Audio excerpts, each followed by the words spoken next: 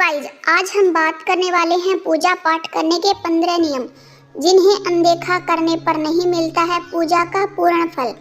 अगर आप रोज पूजा करते हैं उसके पश्चात भी आपका मन शांत नहीं रहता है, घर में बरकत नहीं होती है और आपकी आर्थिक स्थिति दिन प्रतिदिन खराब होती जा रही है, तो इसका मतलब है कि आपकी पूजा पाठ में कहीं कुछ गलत हो रहा है। ऐसी स्थिति में किसी के मन में भी भगवान के प्रति अविश्वास और निराशा घर कर जाती है। वह भी सोचने पर मजबूर हो जाता है कि मैं रोज ईश्वर की पूजा करता हूँ लेकिन मुझे कोई लाभ क्यों नहीं मिल रहा है। तो यहाँ आपको यह जानना जरूरी है कि मन की शांति और जिस भी मनोकामना से पूजा की जा रही है उसकी पूर्ति के लिए पूरे विधि विधान से और नियम के अनुसार पूजा किया जाना जरूरी है, अन्यथा इसका कोई फल नहीं मिलेगा। तो चलिए इस वीडियो में मैं आपको बताती हूँ कि घर में दैनिक पूजा पाठ करने से शास्त्रोक्त नियम क्या हैं। वीडियो बहुत ही ज्ञानवर्धक है। यदि आप समय निकालकर अंत तक देख लेते हैं तो पूजा पाठ से जुड़े आपके सभी सवालों का उत्तर मिल जाएगा। पहला नियम कि आपका मन साफ, शांत और प्रसन्न हो। भगवान भक्त के भाव सबसे पहले देखते हैं। यदि आपके मन में किसी के लिए नकारात्मक क्रोध है, विचार है, तो इन चीजों को त्याग कर पूजा करें, अन्यथा कोई फल नहीं मिलेगा। नंबर 2, आपके घर में मंदिर में पूजा कर रहे हैं तो भूल कर भी खड़े होकर पूजा न करें। यह अशुभ माना जाता है जिससे पूजा का कोई फल नहीं मिलता है। पूजा हमेशा बैठकर करनी चाहिए। नंबर 3, कुछ लोग पूजा करते समय जमीन पर ही बैठ जाते हैं। पूजा करते समय कभी भी जमीन पर नहीं बैठना चाहिए।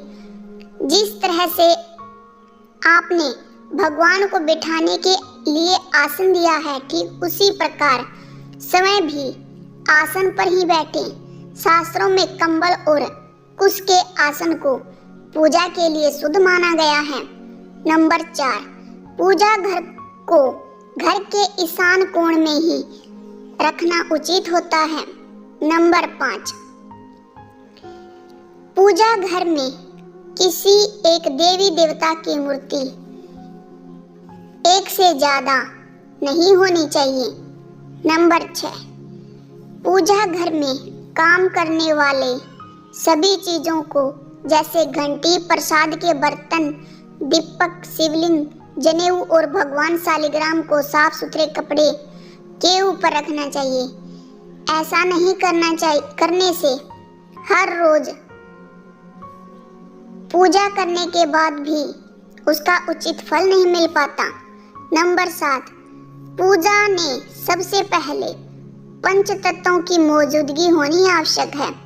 ये पंच तत्व हैं अग्नि, पृथ्वी, वायु, जल और आकाश। नंबर 8, सबसे पहले एक छोटा सा देसी घी का दीपक जलाएं। उसके अलावा तांबे के कलश में साफ जल रखें। इसके बाद आप बंद करके प्रार्थना करें, हे प्रभु, उन सब चीजों के लिए धन्यवाद जो उन्होंने अब तक आपको दिया है।